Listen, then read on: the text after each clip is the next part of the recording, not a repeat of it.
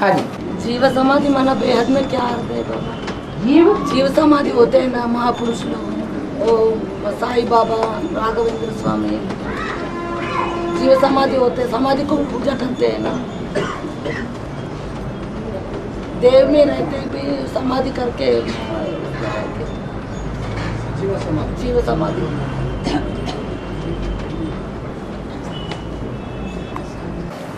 ये जीव समाधि क्या होता है? जीवंत समाधि, जिंदा रहते हुए समाधि। माना जमीन में बैठ जाते हैं और कुंभक चढ़ा के समाधि में अपना शरीर छोड़ देते हैं, नील में चले जाते हैं। वो नील में चला जाना ऐसे है जैसे कोई सुसुप्ति में सो जाता है, स्वप्न भी नहीं याद आता है। इससे कोई मुक्ति नहीं हो जाती है आत्मा की। आत्मा जैसे कि अंधकार में चली जाती है। आत्मा की स्मृति भी न रहे तो फायदा क्या हुआ? और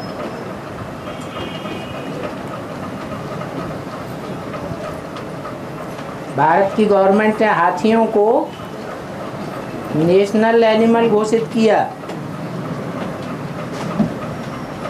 उसको बचाने का काम करना है। इसका बेहद का अर्थ क्या है? अरे बाबा ने तो बता दिया ना, युद्ध होता है तो युद्ध में प्यादे भी होते हैं, घुड़सवार भी होते हैं, हाथी सवार भी होते हैं और रथ सवार महावीर भी होते हैं।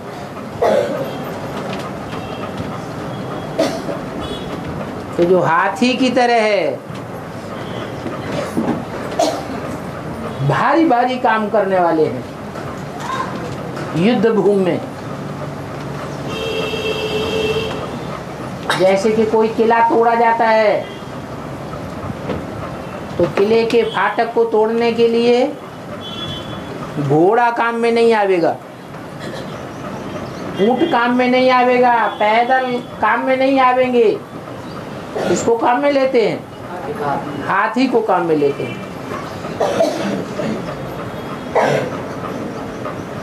उसके मस्तक में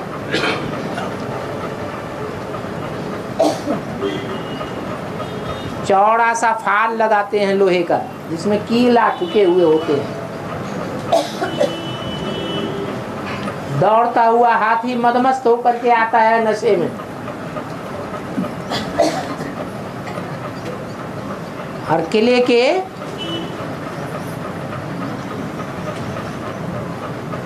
वो जो भारी भारी किवाड़ होते हैं उनमें टक्कर मारता है, तो किवाड़ टूट जाते हैं।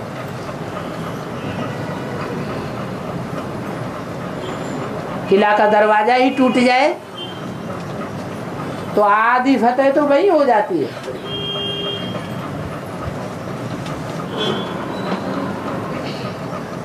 तो ऐसे ऐसे हाथी रूपी महारथियों का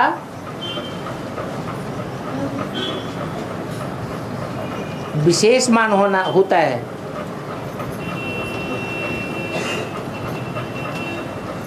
आज भारत में उन हाथियों की सुरक्षा करने की बहुत कोशिश कर रहे हैं।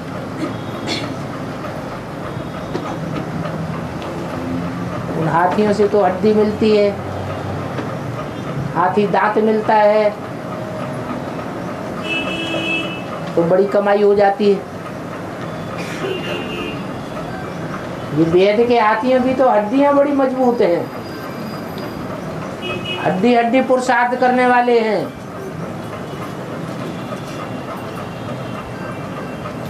परंतु इनकी सुरक्षा नहीं हो पा रही है। जैसे वहाँ लौकिक गवर्नमेंट में सुरक्षा नहीं है, वैसे अलौकिक गवर्नमेंट में भी कोई सुरक्षा नहीं। यहाँ भी अभियान है, वहाँ भी अभियान चलाया जा रहा है।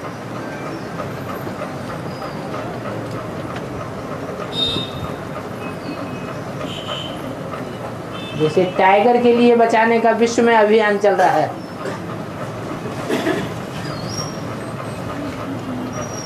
टाइगर की किस्में कम होती जा रही है, संख्या भी कम होती जा रही है। ऐसे हाथियों की भी संख्या कम होती जा रही है, क्योंकि जंगल बहुत काटे जा चुके हैं। तो जंगलों को छोड़ करके, पहाड़ों को छोड़ करके उन्हें मैदान में आना पड़ता है, और मैदान में आने से तो नुकसान बहुत हो जाता है। इसलिए जंगलों की सुरक्षा करना, हाथियों की सुरक्षा करना, टाइगर्स की सुरक्षा करना, ये अभियान चलाया जाता है। और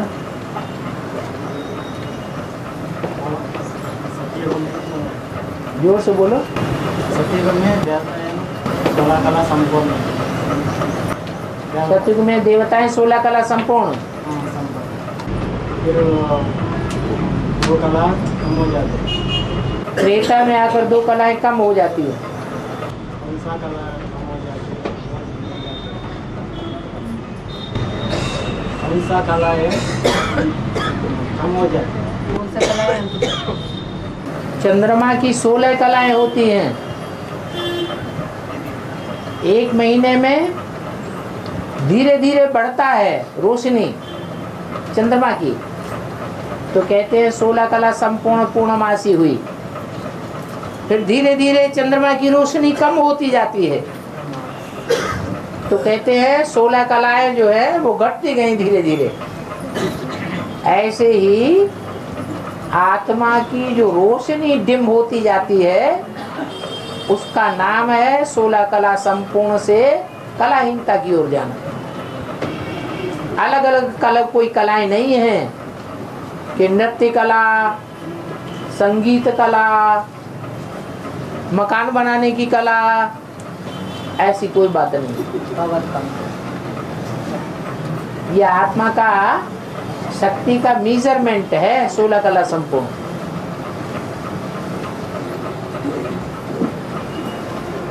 और बाबा अंजनेయునికి शादी करने राम सीधे हिंदी क्या? भाई हनुमान को शादी खोल करके राम लक्ष्मण सीता अंदर उसको शादी के अंदर दिखाता है ना, उसका ध्यान का अर्थ क्या है? मैंने याद रहे ना,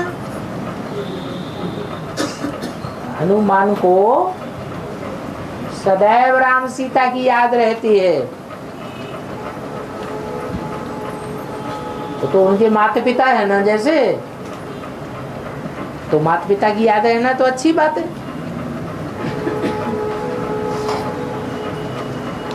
सीना चीर के दिखाएंगे कि हमारे अंदर क्या है।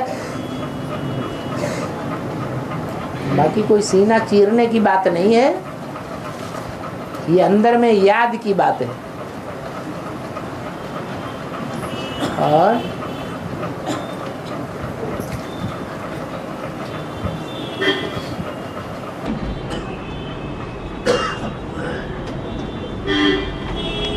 बाबा एक आत्मा भाई का प्रश्न है कि उठते बैठते याद में रहना, काम करते वक्त भी याद में रहना, और वैसे ही भोजन पकाने वक्त में याद में रहना, उसका प्रभाव और अनुभव कैसा मिलेगा? जो भी काम हम करते हैं, उस काम करते समय हमारी स्थिति कैसी है, उस स्थिति का कार्य के ऊपर प्रभाव पड़ता है। अब भोजन बनाना तो बहुत ऊंची चीज है। भोजन हमारे अपने लिए भी बनता है तो दूसरों के लिए भी बनता है। अपने हाथ का बनाया हुआ भोजन, उसमें अपने वाइब्रेशन भरे हुए होंगे। आत्मा सबसे जास्ती अपने को प्यार करती है, स्वयं को प्यार करती है कि दूसरों को प्यार करती है? सबसे पहले अपने को, अपने से सबसे ज्यादा प्यार होता है। तो भोजन बनाने वाला जब उसकी वृत्ति ही है अपने कल्याण के लिए, तो वो अपना भी कल्याण करता है और साथ साथ उस भोजन से दूसरों का भी कल्याण करता है। वाइब्रेशन बाबा की याद के होंगे तो बाबा की याद के वाइब्रेशन उस भोजन में भी भर जाएंगे। जो भी उसको खाएंगे उनकी वृत्ति भी अच्छी बनेगी। कोई को इन बातों पे विश्वास नहीं होता है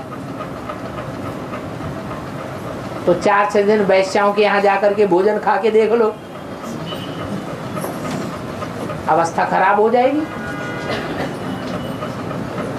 बाबा की याद से महरूम हो जाएंगे, क्योंकि वैश्याओं के यहाँ तो बेविचारी ही बेविचार चलता है। बुद्धि बेविचारी बनने से बाबा की याद आएगी नहीं।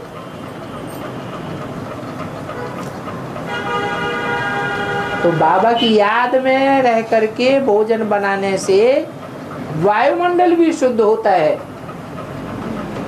अब बेविचारी याद का वायुमंडल बनता है। ये बहुत बड़ी सेवा है। इसलिए एक मुरली में बोला है कि संदेशियां ध्यान में जाती थी, देखती थी कि इतने बड़े विश्व के महाराजन और रसोई घर में भोजन पका रहे हैं, तो ये कोई छोटा मोटा काम थोड़ा ही है। जो चुल्ह पर सो दिल पर कहा जाता है। चूल्हे पे भोजन बनाने वाला वो पहले दिल पर चढ़ता है। और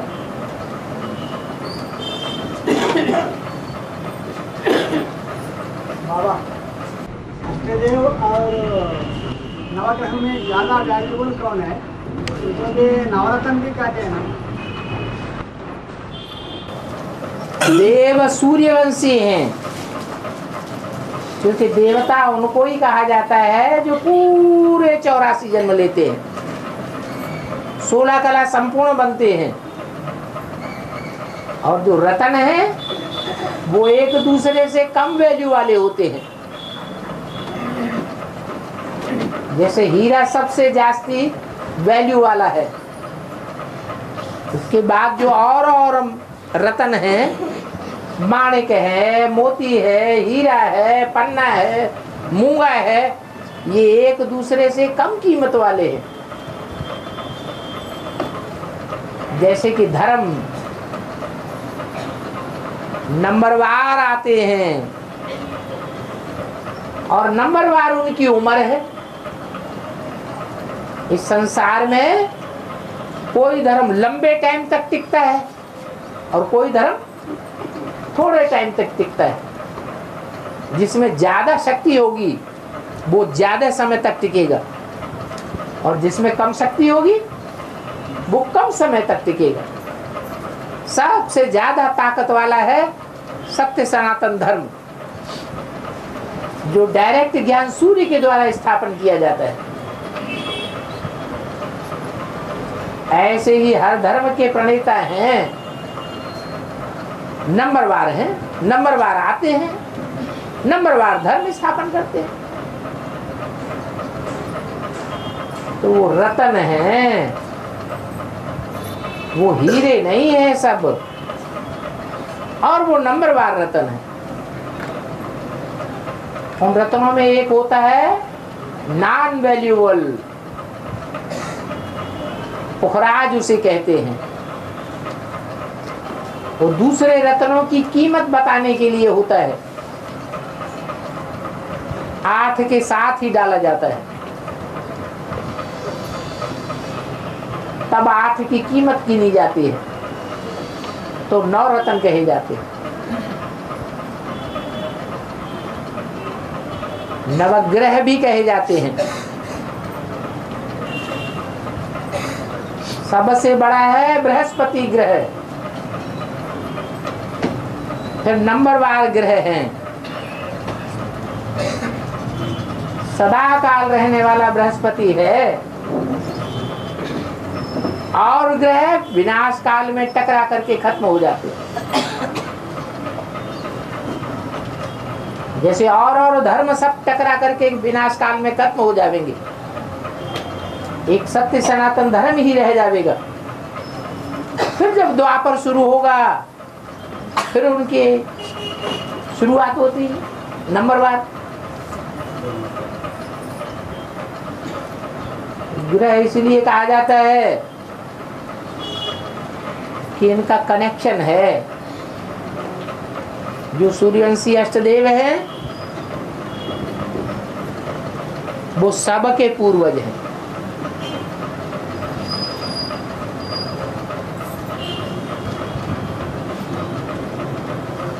तो पूर्वजों के प्रति सभी का प्यार रहता है।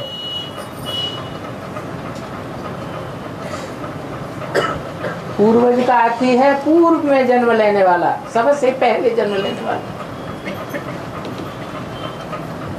हर धर्म की चुनी हुई श्रेष्ठ आत्माएं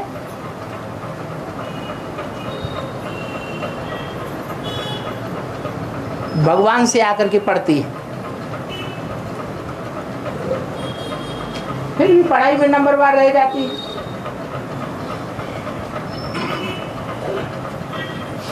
तो जो नंबरवार अष्टदेव है उनमें थोड़ा थोड़ा अंतर है फिनिशिंग का।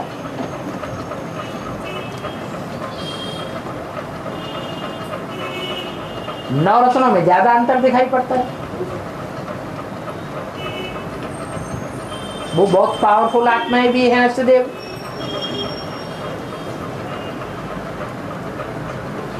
क्योंकि अन्य अन्य धर्मों के बीज रूप है। बीज में सबसे जास्ती ताकत होती है।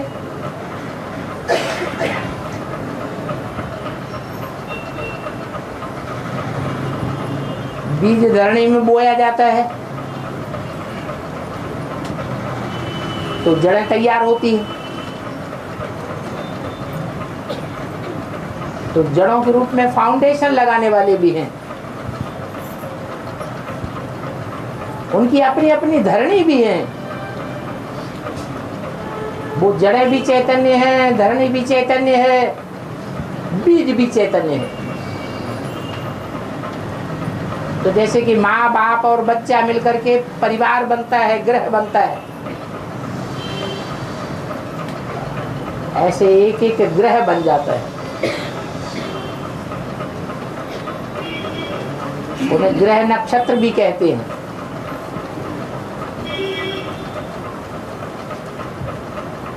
जैसे इस सौर मंडल में सूर्य नक्षत्र है और सबको रोशनी देने वाला है, कोई से रोशनी लेने वाला नहीं है। बाकी सब ग्रह हैं। आसमान में ऐसे बहुत से सितारे होते हैं जो टिमटिमाते रहते हैं। वो टिमटिमाने वाले सितारे नक्षत्र हैं। सूर्य के समान दैदीप्यमान हैं। बाकी ऐसे हैं जो टिमटिमाते नहीं हैं। उनकी रोशनी स्थिरियम है, उनको ग्रह कहा जाता है। उन ग्रहों का भी कोई टुकड़ा टूटता है, उसे उपग्रह कहा जाता है। जैसे हमारी सौर मंडल में सूर्य नक्षत्र है, पृथ्वी ग्रह है, चंद्रमा उपग्रह है। तो जैसे कि एक परिवार बन जाता है,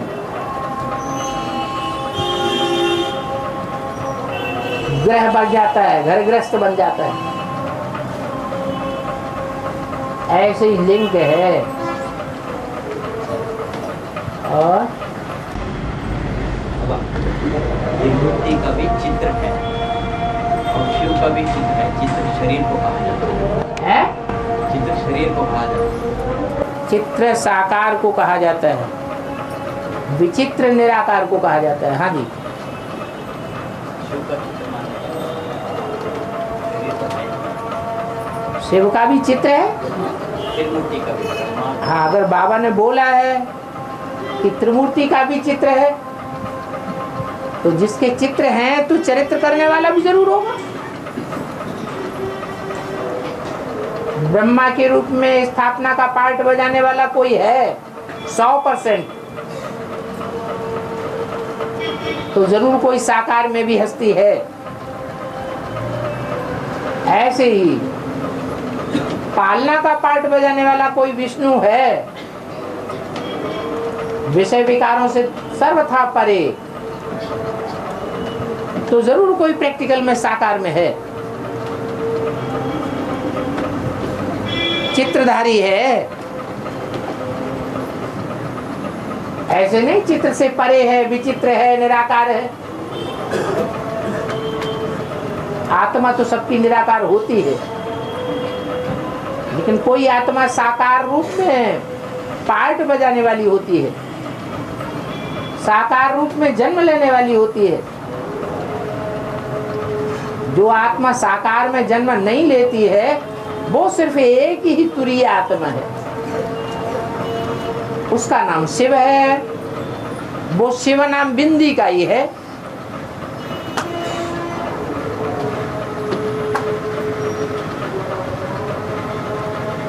मुरली में अगर कहीं बोला गया है कि शिव का चित्र भी है, तो उसका अर्थ यही है कि वो शिव साकार रूप धारण करता है, उसे चित्र कहेंगे। और बाबा प्रजापिता सब धर्मों का पिता है। प्रजापिता सब धर्मों का पिता है। हाँ, और जब बाप प्रवेश होने के बाद जो वाणी बोलते हैं वो हिंदी में ही क्यों बोलते हैं, क्योंकि भाई का प्रश्न है। हिंदी एक ऐसी भाषा है जिसमें सभी भाषाओं के शब्द समाये हुए हैं।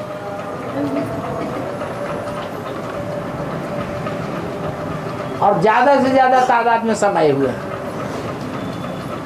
संस्कृत के भी शब्द समाये हुए हैं, उर्दू के भी शब्द समाये हुए हैं, फारसी के भी शब्द समाये हुए हैं, यहाँ तक कि अरबी शब्द भी समाये हुए हैं, और अंग्रेजी के भी शब्द समाये हुए हैं।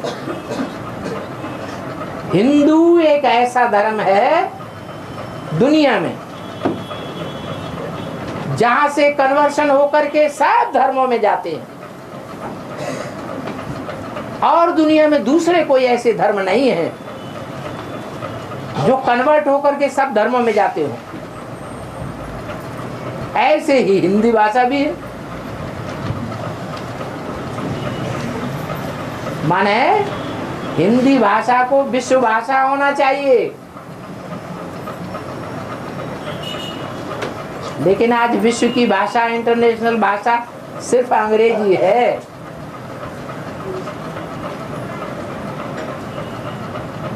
नहीं तो हिंदी को विश्व की भाषा होनी चाहिए। और हाँ, वैष्णवी देवी कन्या है बाबा, शिव बाबा कैसा प्रवेश करेगा? वैष्णवी देवी में शिव बाबा कैसे प्रवेश करेगा? विष्णु देवता पवित्र है या अपवित्र है? तो पवित्र में शिव बाबा प्रवेश करेगा? है? शिव बाबा अपवित्र में प्रवेश करता है या पवित्र में प्रवेश करता है? पवित्र में तो प्रवेश नहीं करता। शिव बाबा आता ही है अपवित्र को पवित्र बनाने।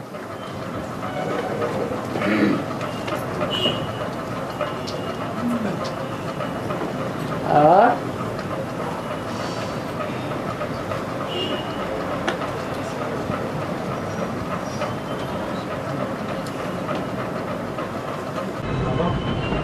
शिव से पतितान में आते हैं, तो प्रजापिता अपने अर्जुन जन्म में इन कारणों से पतित कहा जा सकता है, क्योंकि वो कुमार करके क्या आज की दुनिया में जो कुमार हैं पढ़े लिखे, BA MA PhD पास करते हैं, को एजुकेशन में पढ़ाई पढ़ते हैं, या जो पुरानी पढ़ाई पढ़ाई जाती थी भारतवर्ष में गुरुकुल की शिक्षा, वो पढ़ाई पढ़ते हैं? कौन सी पढ़ाई पढ़ते हैं? डागली पढ़ाई पढ़ते हैं कक्षा 1 से लेकर के और MA BA PhD तक, या डागली पढ़ाई पढ़ते हैं? ईश्वरीय पढ़ाई पढ़ते हैं या डागली पढ़ाई पढ़ते हैं? तो डागली पढ़ाई पढ़ के क्या बनेंगे? कुत्ता कुतिया ही बनेंगे, कुछ और बनेंगे? अरे बोलो, अरे तो ऐसे नहीं है कि जो ऊपर से कुमार दिखते हैं वो वास्तव में कुमार होते ही है। बाबा ने तो बोला कि मैं आत्मा को देखता हूँ, बल पतित तन में आता हूँ, लेकिन देखता किसको? आत्मा को देखता हूँ। तो आत्मा को जब देखता हूँ तो मेंटलिटी के आधार पर बाबा ने बताया कि उपन्यास पढ़ने से और फिल्म देखने से सबसे जास्ती आत्मा का पतन होता है। कैसे संकल्प चलेंगे? विकारी और गंदे से गंदे संकल्प चलेंगे, फिल्म देखने वालों के और उपन्यास पढ़ने वालों। ये सबसे जास्ती नीचे गिराने वाली दो चीजें हैं। तो आप किस आधार पे कहेंगे कि जो प्रजापिता है, कुमार है, दुनियावी दृष्टि से देखने के लिए कुमार होता है, लेकिन क्या अंदर से भी कुमार है? कहेंगे कुमार? अगर मेंटलिटी में वही बातें चलती रहती हो तो कुमार। हाँ, एक बात तो जरूर है जो किसी विचारक ने ही बोली है कि कुमार की 9,999 चिंताएं, और जो गृहस्थी गृहस्थी विकारी माने जाते हैं उनकी नहीं, गृहस्थी की 9,999 चिंताएं और कुमार की एक चिंता, ये बराबर हो जाती है। तो ज्यादा गिरा हुआ कौन है? कुमार ही तो ज्यादा गिरे हुए। और हाँ, ये जरूर है, कुमार अगर उस प्रवृत्ति को, उस वृत्ति को कंट्रोल कर लें, दुष्ट संकल्प को कंट्रोल कर लें, तो बाबा ने वाला बोला कुमार जो चाहे सो कर सकते हैं। सारे विश्व में आग लगाना चाहे तो आग लगा सकते हैं, सारे विश्व का नाश करना चाहे तो नाश कर सकते हैं, और नई दुनिया बनाना चाहे तो नई दुनिया बना सकते हैं। जो चाहे सो कर सकते हैं। ये वरदान अदर कुमारों को नहीं मिला हुआ है, अदर कुमारियों को नहीं मिला हुआ है, कुमारियों को नहीं मिला हुआ।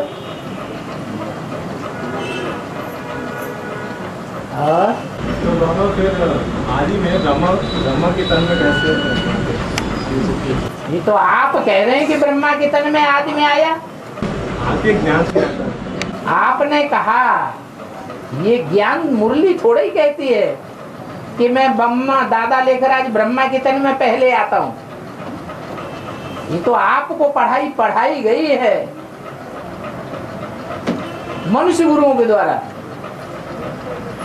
लेकिन मुरली में तो क्या बोला गया है? मुरली में तो यही बोला गया है, ऐसे ऐसे अच्छे अच्छे बच्चे थे जो मम्मा बाबा को डायरेक्शन देते थे, उनमें शिव बाबा प्रवेश करके वाणी चलाते थे। मम्मा बाबा उनसे बैठ पढ़ते थे, सीखते थे।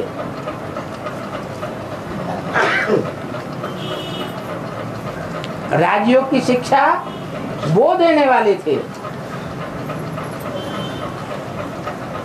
ड्रिल कराते थे बैठ करके योग की।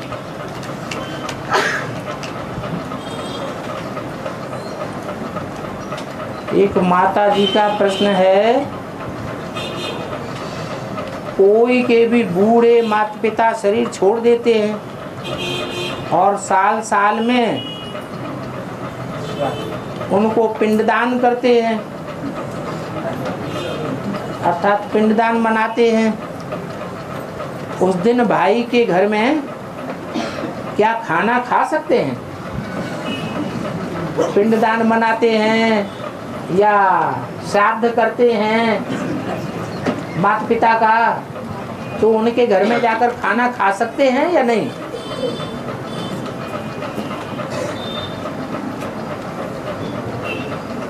और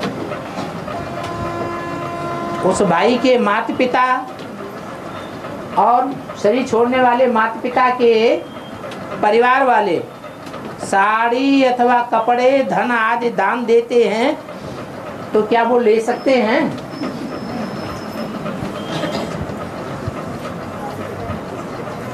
बोलो, लेने में हर्जा है या नहीं हर्जा है? खाना खा सकते हैं उनके यहाँ, नहीं खा सकते हैं? जो पिंडदान देते हैं, श्राद्ध करते हैं, उनके घर में खाना खा सकते हैं या नहीं खा सकते हैं? क्यों नहीं खा सकते? ज्ञान में चलते हैं वो, है? ज्ञान में चलते हैं भाई, है? वो आपको नहीं बताते, आपको नहीं बताते हम पिंडदान कर रहे हैं, श्राद्ध कर रहे हैं, ऐसे ही आपको निमंत्रण देते हैं, तो आप खाना नहीं खाएंगे जाके उनके घर?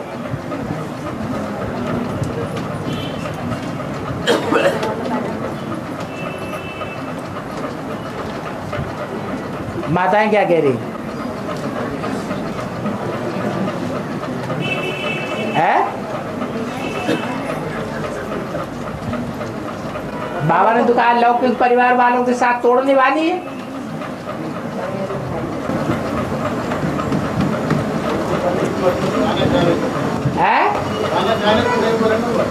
खाना खाने के लिए नहीं? अच्छा, धन वगैरह ले ले उनसे,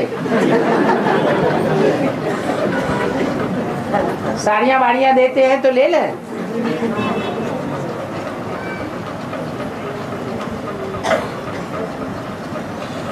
अरे बाबा ने बोला है हमारा लेन देन किसके साथ है? सारा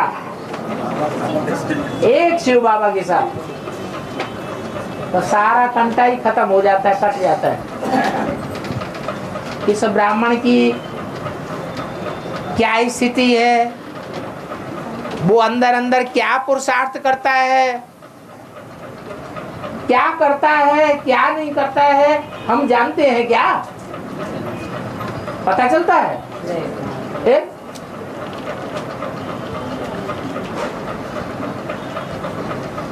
इसलिए जितना हम अपने को सेफ रखें उतना ज्यादा अच्छा है।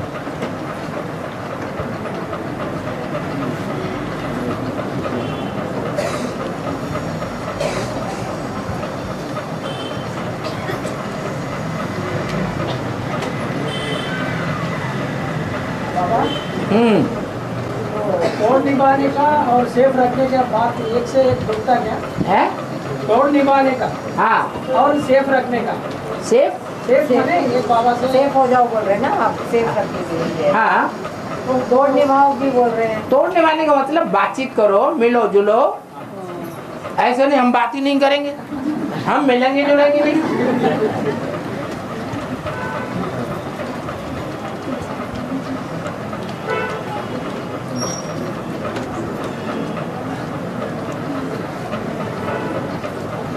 सतयुग में 8 जन्म होते हैं, त्रेता में 12 जन्म होते हैं। तो एक युग का 1250 वर्ष है। सतयुग में एक व्यक्ति का 150 वर्ष आयु होती है। तो टोटल 1250 वर्ष हो रहे हैं।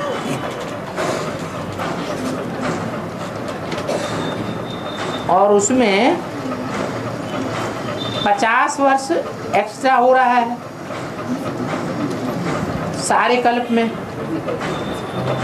तो पार्टिकुलर व्यक्ति के लिए ये बात लागू होती है क्या? तो वो पार्टिकुलर व्यक्ति कौन है?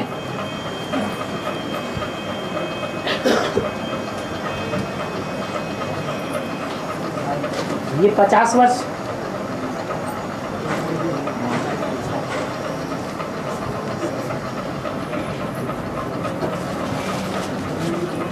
जो एक्स्ट्रा निकल रहे हैं तो किसके लिए निकल रहे हैं? अगर वैसे देखें तो क्रिस्ट पूर्व क्रिस्ट के बिफोर क्राइस्ट और आफ्टर डेथ कहा जाता है, और क्रिस्ट का जो जीवन काल का है वो हिसाब में नहीं आता है।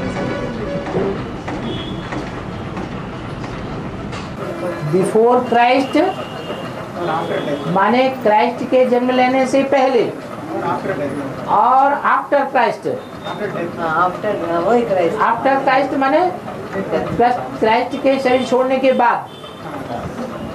पहली बात तो ये है कि क्राइस्ट का असली जन्म कब हुआ ये भी पता नहीं है, सिर्फ कहते हैं।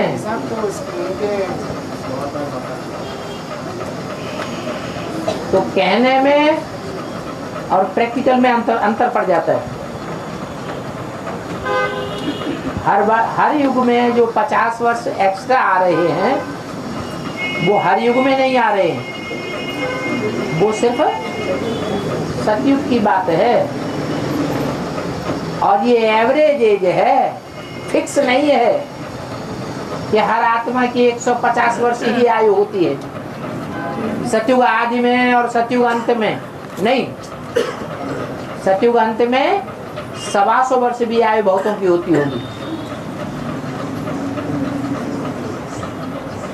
हो सकता है सतयुग आदि में बहुत सी आत्माएं ऐसी हों जिनकी 150 वर्ष से ज्यादा की आयु हो गई हो।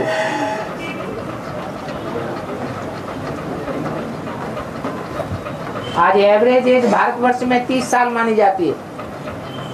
इसका मतलब ये नहीं है कि सबकी 30 साल ही होती है, कोई की ज्यादा भी होती है, कोई की कम भी होती है। और हाँ हाँ,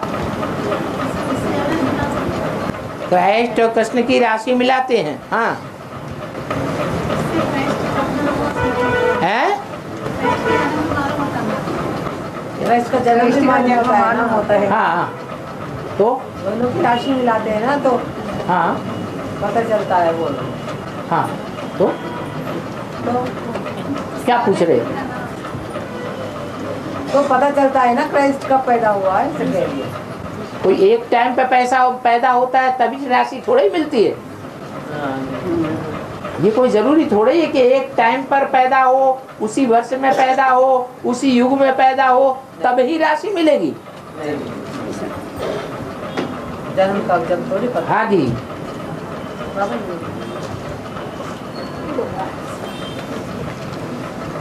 प्रश्न छोटा ही पूछा है।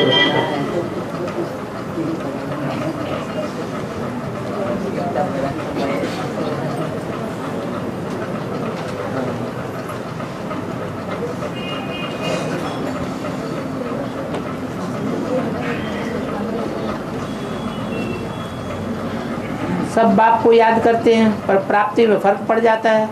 हर एक समझते हैं मेरी याद सतो प्रधान है। मोह से याद करना और प्यार से याद करने में फर्क क्या है?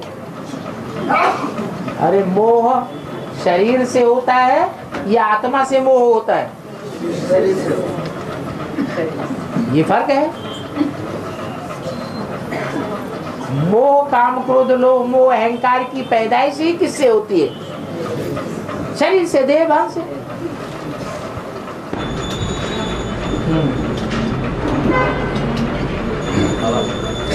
राजा बनने के लिए राजा वाली आत्मा होना जरूरी है।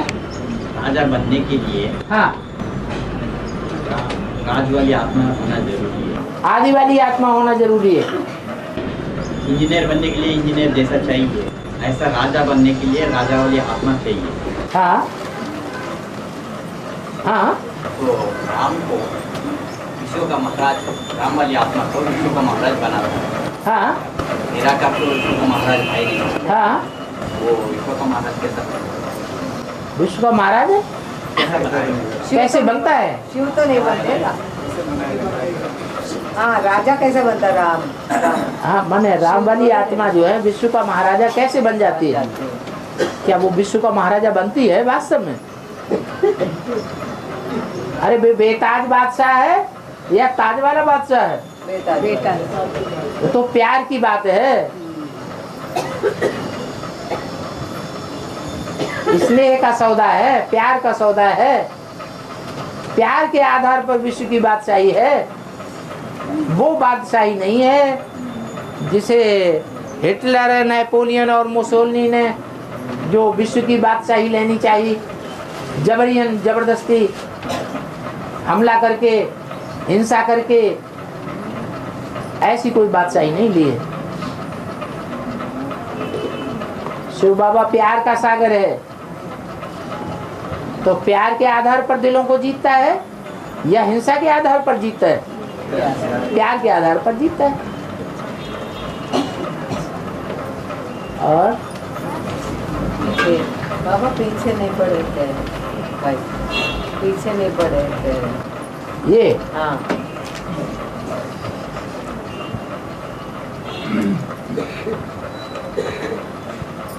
पूरा नहीं पड़े।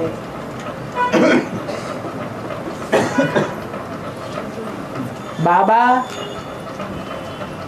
ऐसे भी हो सकता है क्या कि बाप को सारा तन मन धन अर्पण करें, फिर भी मन पूरा अर्पण नहीं होता है? क्यों? जब कहा जाता है जहां हमारा धन होगा वहां हमारा मन होगा, और कहा जाता है जहां हमारा धन होगा, जहां हमारा तन होगा, वहां हमारा मन होगा। फिर अगर किसी ने अपना पूरा धन दे दिया और तन भी अर्पण कर दिया ईश्वरीय सेवा में, तो फिर दोनों चीजें जब दे दी तो मन अर्पण हो जाना चाहिए कि नहीं होना चाहिए? फिर मन पूरा अर्पण क्यों नहीं हो पाता? क्या सब एक जैसा तन अर्पण करते हैं? कोई तो ऐसे भी हैं लिख करके दे देंगे तन तेरा, अब जब कहा जाए लाओ, हमको ये बीमारी, हमको वे बीमारी, हमको ऐसा है, हमको वैसा है, दुनिया भर के वो बहानेबाजियां बना देंगे। धन के लिए भी हमने बैंक में डाला हुआ है, उसका 10 साल का ब्याज अभी पूरा नहीं होना है, हमने उसमें जो इंश्योरेंस कंपनी में डाला हुआ है उसका टाइम अभी पूरा नहीं हुआ है, मकान बेचने के लिए डाला हुआ है।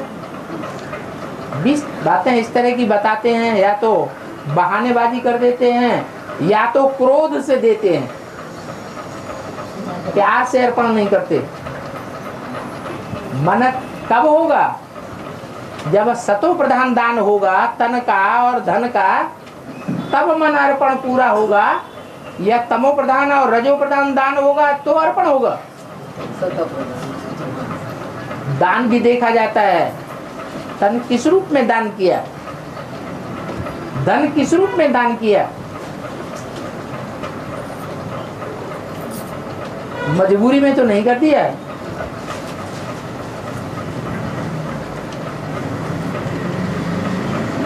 और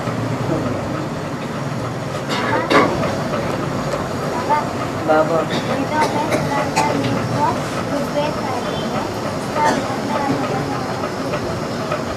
वेदों में, पुराने वेदों को ऋग्वेद कहते हैं, इसका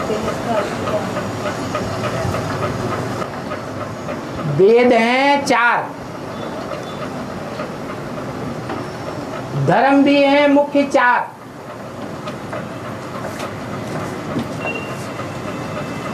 जैसे 4 धर्म है, सत्य सनातन धर्म जिसे देवता धर्म कहते हैं, फिर इस्लाम, बौद्ध, क्रिश्चियन, ऐसे वेद हैं 4। ऋग्वेद, ऋक माने सच्चाई, तो सच्चाई सदैव रहने वाली है या बीच में कभी खत्म होने वाली है?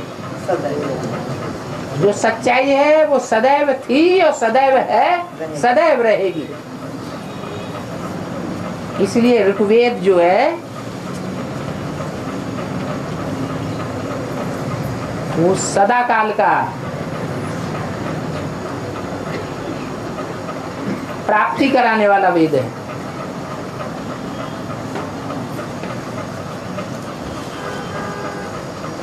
और वेदों की इतनी महिमा नहीं है।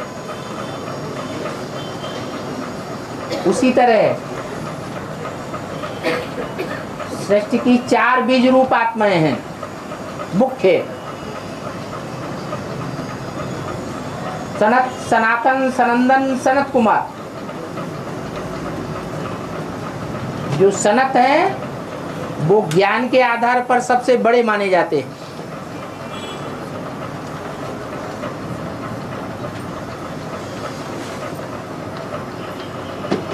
तो जो सबसे बड़ा है वो आज में भी है तो अंत में भी है।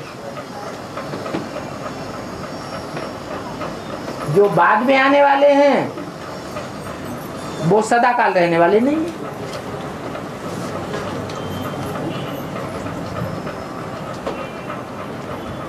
और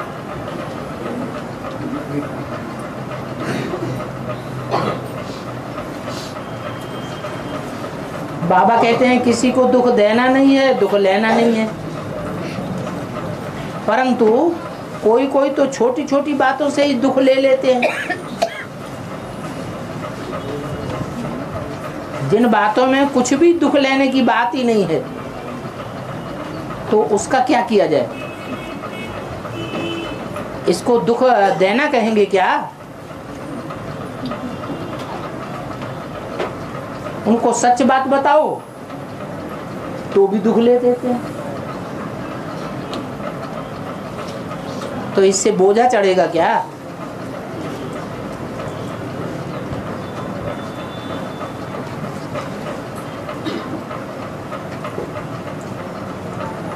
छोटी बात है और छोटी बात को कोई बड़ा करके ले लेता है। कोई की आदत होती है तिल को ताड़ बनाना, रुई को पहाड़ बनाना।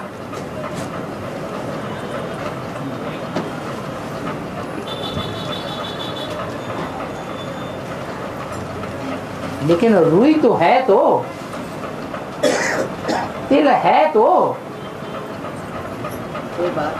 बीज है, तो छोटा बीज होता है। छोटे बीज से ही बड़ा झाड़ बनता है। तो वो भी नहीं होना चाहिए। दूसरे की भावनाओं का ख्याल रख के बोलना अच्छी बात है ना। इसलिए तो बाबा ने बोला कम बोलो, धीरे बोलो, मीठा बोलो। कोई छोटी सी भी दुख देने की बात है तो उसको बोलने का ढंग ऐसा हो कि मीठे से मीठे तरीके से बोल दो जो उसकी हंसी छूट जाए, सुनने वाले को दुख दुख न लगे। थोड़ा दुख दिया या दुख लेने वाले ने दुख भले लिया, उसने तो श्रीमत के अनुकूल नहीं किया।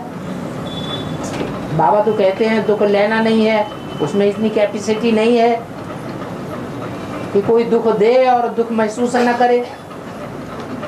दुख लेने की आदत, दुखी होने की आदत है जन्म जन्मांतर की।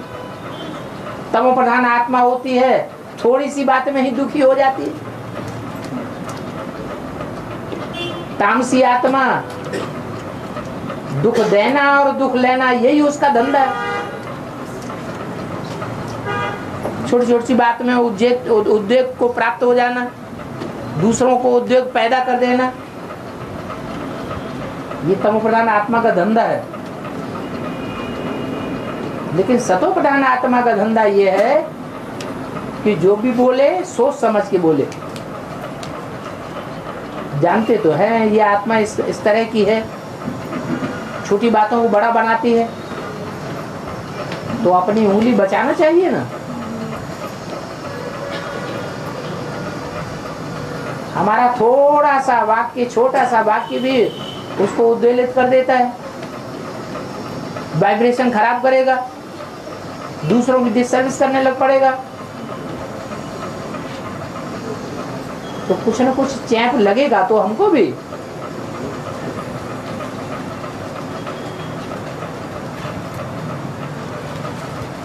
और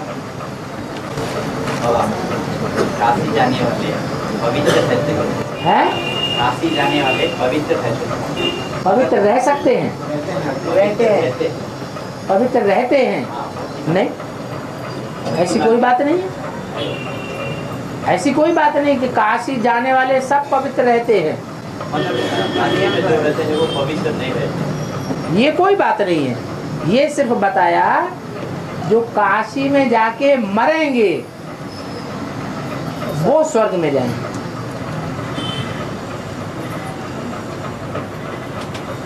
जाने मात्र से पवित्र नहीं हो जाते हैं कोई, काशी में जाकर के भी मरने का पुरुषार्थ करना पड़ता है।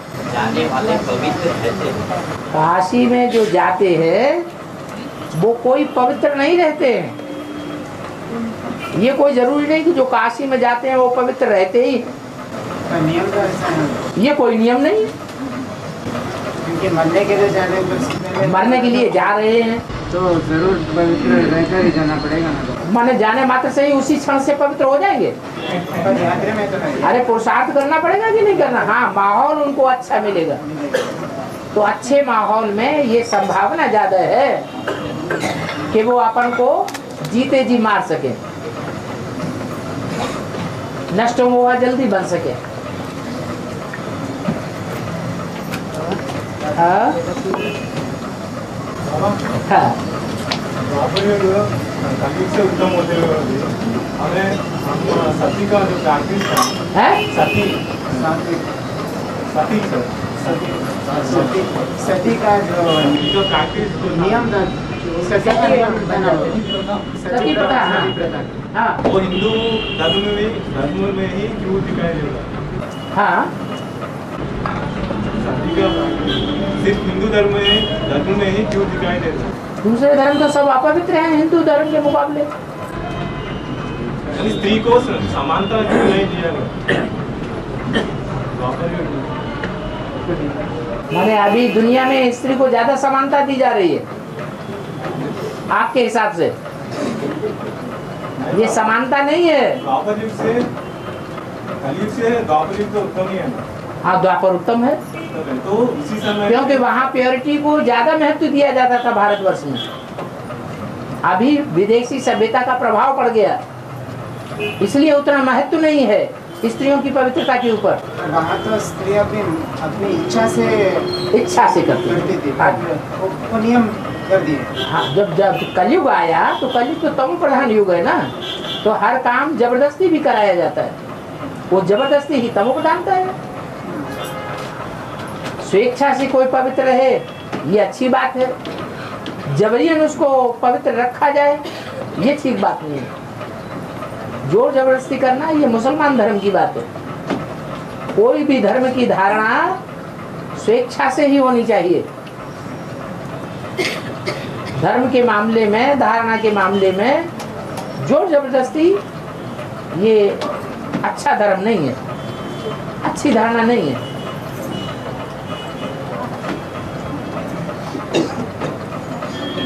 बाकी ऐसा नहीं है कि द्वापर युग में अगर स्त्रियां सती प्रथा को अपनाती थी तो वो स्त्रियों के प्रति समानता का भाव नहीं था, और आज स्त्रियां सती प्रथा नहीं मानती हैं तो समानता का भाव है नहीं।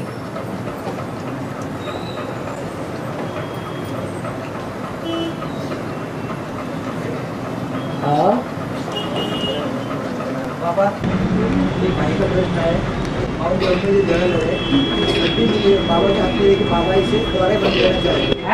माउंट आबू में द्वारा जगह जो बना है सभी बाबा के पास, बाबा के द्वारा ही बनाने का मूल बात है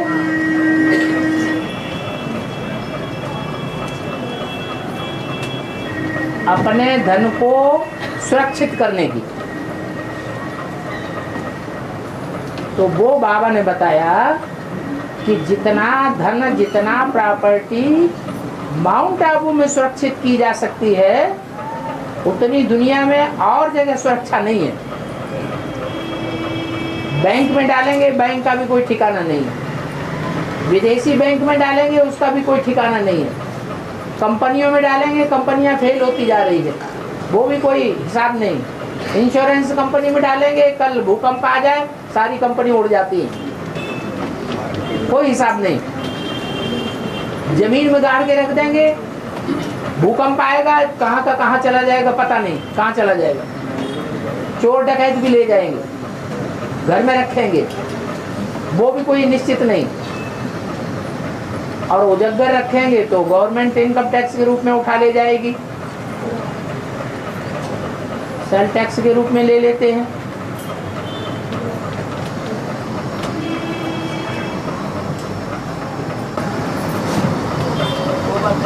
हाँ, तो बाबा के द्वारा ही करना चाह रहे हैं, मकान बनाना चाह रहे हैं, तो बाबा के द्वारा माने बाबा बैठ करके तुम्हारा मकान बनाए वहाँ। हाँ, मधुबन जो बना रहा था, हाँ, बड़ा बच्चों में सभी का आपके द्वारा बनाना चाह रहे हैं। सभी का स्थान जो है वो सब मिलके, हाँ, बड़ा हॉल है, बड़ा घर। बाबा की चिंता मत करो, अपनी चिंता करो, अपने अपने धन की चिंता करो। बाबा को जब बनाना होगा तो बना लेंगे। और शहरों में जो बनते जा रहे हैं, उसकी बाबा को चिंता है क्या? चिंता करने की बात ही नहीं। जब टाइम आता है तो बन के खड़ा हो जाता है। जिनकी समस्या ये है कि हम अपने धन को कहाँ डालें, उस समस्या का निदान बताया कि वो धन दिन दूना रात चौगुना माउंट आबू में डालेंगे तो बढ़ता रहेगा।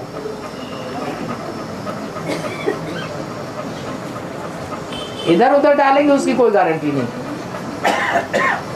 धंधे दोरी में डालेंगे, धंधे दोरी की कोई गारंटी नहीं। सब धंधों में नुकसान होने वाला है, हो रहा है। सारे कल कारखाने बंद हो रहे हैं।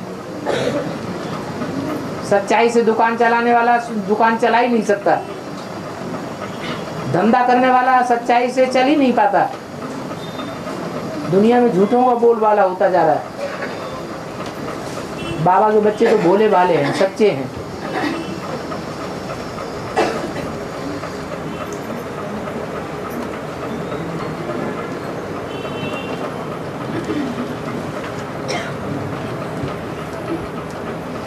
क्या खुल के पूछ नहीं पा रहे? क्या पूछना चाहते हैं? इंडिविजुअल मकान बना सकते हैं, अलग अलग बनाओ। बाबा उनका पूछने का मतलब ये है, मैंने अभी जाके उधर जमीन खरीदेंगे, खरीद के उधर छोड़ के आ जाएंगे, तो बार बार जाके देख नहीं पाएंगे ना। इसलिए जो प्रॉपर्टी आपने खरीद के वहाँ डाल दी, वो जैसे जमीन खरीद के डाल दी, तो वो जमीन को ही उठा ले जाएगा क्या? बाबा आज के दुनिया में तो दूसरे लोग भी उसको रजिस्ट्रेशन करवा लेते हैं ना। क्या कर लेते हैं? एक जमीन को 2-3 लोग भी रजिस्ट्रेशन करवा लेते हैं। रजिस्ट्रेशन करवा लेते हैं। हाँ जी। तो पहले रजिस्ट्रेशन करवाया है या दोबारा रजिस्ट्रेशन 420 का करवाया है, वो कागजों से पता नहीं चलेगा। और उनका पूछने का मतलब ये है, माना 4-5 लोग मिलकर माना बाबा को सौंप देंगे, क्योंकि अंत में 2 रोटी देने वाला तो बाबा है। हमको क्यों अलग अलग से खरीदना है? जो भी देना है बाबा का हाथ में देने से अच्छा है ना। ऐसा उनका पूछने का मतलब ये है। बाबा तो ऐसा कोई एग्रीमेंट किसी को नहीं लिख के देते कि तुम अपनी जमीन जायदाद दे दोगे तो हम तुम्हें जिंदगी भर तुम्हारे बाल बच्चों का पोषण करते रहेंगे।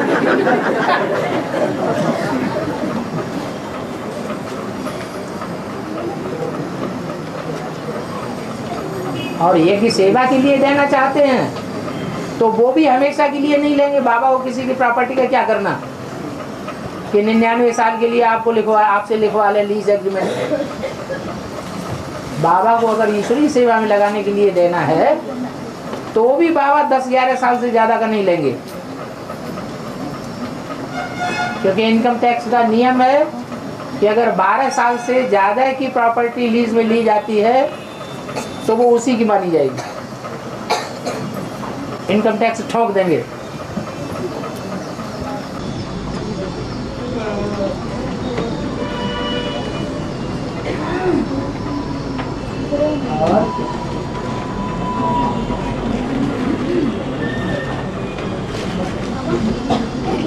पीरियड को आयुर्वेदिक पीरियड भी कहा जाता है ना बाबा, तो क्यों कहते हैं बाबा?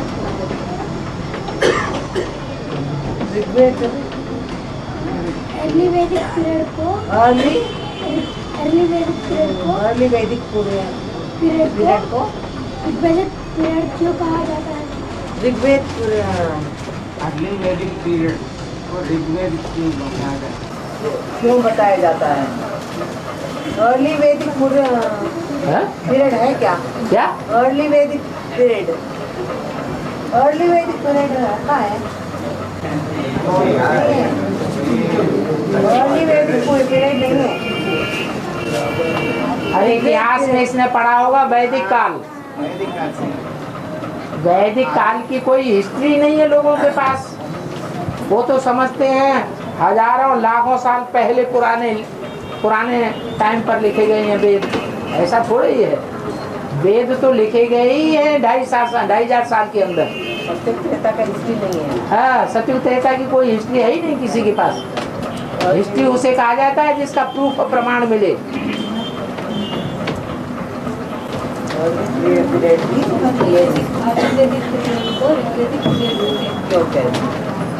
उन्होंने हिस्ट्री लिखने वाले मनुष्यों ने अपने मत से ऐसा लिख दिया है, ऐसा है थोड़े ही।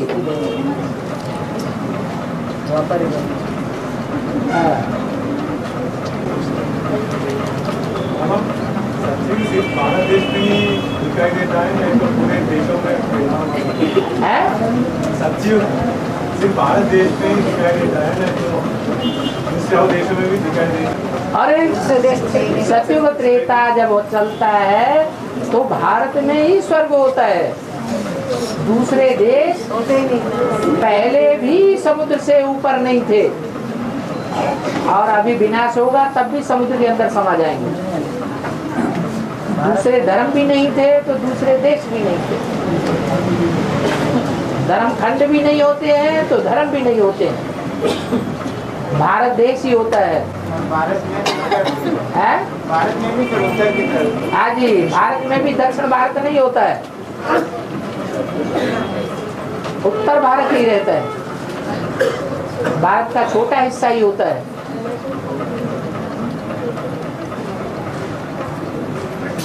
और